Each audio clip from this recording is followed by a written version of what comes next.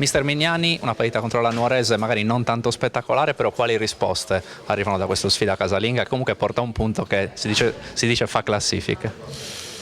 Sicuramente non è stata una partita spettacolare, le risposte quelle che mi aspettavo, che è un campionato equilibrato, che le squadre comunque davanti a noi hanno dei valori, che noi dobbiamo lavorare molto per cercare di imboccare la strada giusta. Quali sono gli aspetti dove lavorare?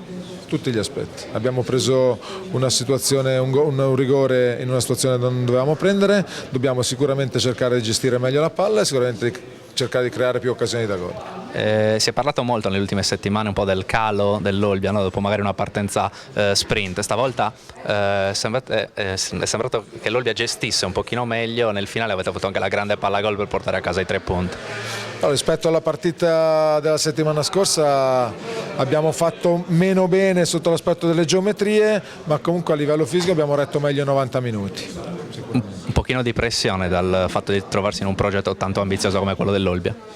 Ma chi fa il mio mestiere e chi vuole provare a fare l'allenatore di un certo livello deve riuscire a reggere queste pressioni. So che la società è ambiziosa, con la società mi confronto quotidianamente, so che si aspettano molto, ma come mi aspetto molto anch'io da questa squadra.